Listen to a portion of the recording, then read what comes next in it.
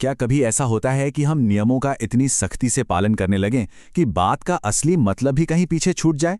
भारतीय दर्शन में ये सवाल एक बहुत ही गहरी और जबरदस्त बहस का हिस्सा रहा है। आज के इस विश्लेषणात्मक शो में हम इसी गुत्थी को सुलझाएंगे। हम देखेंगे कि प्राचीन मीमांसा दर्शन कैसे मंत्रों के कठोर उच्चारण और उनके गहरे अर्थ के बीच एक कमाल का संतुलन बनाता है।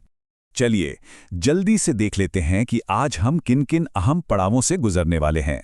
सबसे पहले हम मंत्रों के तय क्रम को समझेंगे, उसके बाद दृष्ट और अदृष्ट की परिभाषा, फिर शाबर भाष्य का बचाव, तंत्र वार्तिक का नजरिया और अंत में नियम और अर्थ का बेहतरीन सामंजस्य। तो शुरुआत करते हैं हमारे पहले भाग से, मंत्रों का अपरिवर्तनीय क्रम और उच्चारण के कठोर नियम। जरा इस मंत्र को देखिए, अग्निमूर्धा दिवः।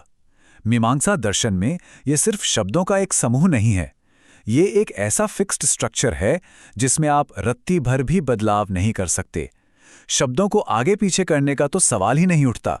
सच में नियम इतने सख्त हैं कि अगर उच्चारण में जरा सी भी चूक हो गई या क्रम टूट गया तो समझ लीजिए अनुष्ठान का वो आध्यात्मिक फल आपको नहीं मिलेगा जिसे अपूर्व कहा जाता है।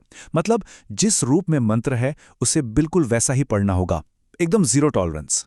अब आते हैं दूसरे भाग पर, दृष्ट और अदृष्ट को परिभाषित करना।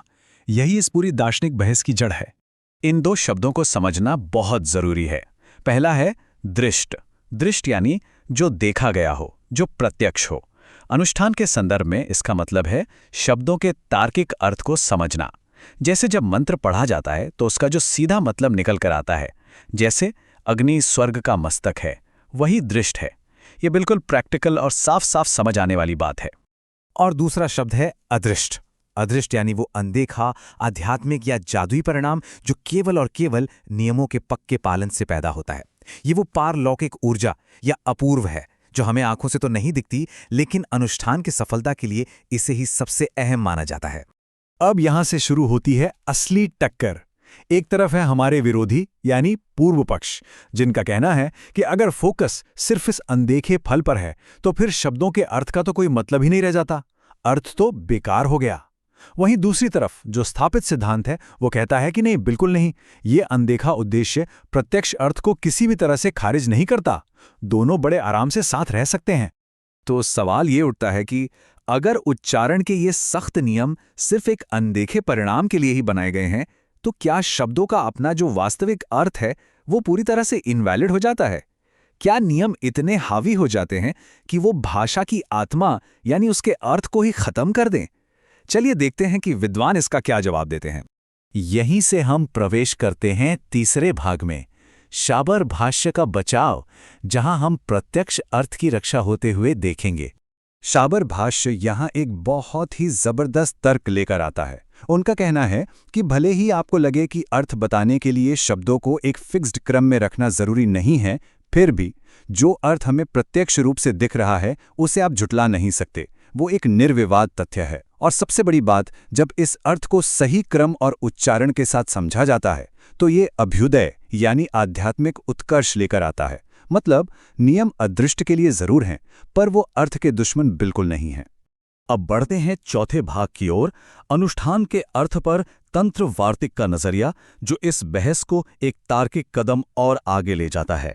तंत्र वार्तिक इसे एक बहुत ही लॉजिकल सीक्वेंस में पिरोता है। स्टेप 1, निश्चित उच्चारण का सख्ती से पालन करना। स्टेप 2, उससे एक विशिष्ट अर्थ का संप्रेषण होना। और स्टेप 3, उस अनदेखे आध्यात्मिक परिणाम यानी अपूर्व की उत्पत्ति। मतलब अदृष्ट फल पैदा ही तब होता है जब आप दृष्ट अर्थ को बताने वाले नियमों का पालन करते हैं। दोनों एक दूसरे से जुड़े हैं, कोई विरोधाभास है ही नहीं। और इसी के साथ हम पहुंचते हैं अपने पांचवें और आखिरी भाग पर, नियम और अर्थ का सामंजस्य, जहां इस पूरी चर्चा का निष्कर्ष निकलता है। जैमिनी सूत्र 1-2-3-36 एकदम साफ शब्दों में कहता है, अविरुद्धम परम। इसका सीधा सा मतलब यह है कि विरोधी पक्ष ने जो भी आपत्तियां उठाई थीं वो हमारे स्थापित सिद्धांत के बिल्कुल भी खिलाफ नहीं है। कठोर नियम और तार्किक अर्थ दोनों एक साथ एक ही समय पर मौजूद रह सकते हैं। और इसे पूरी तरह से समेटते हुए आचार्य उदयनिक एक ऐसा पॉइंट रखते हैं जो सच में लाजवाब है।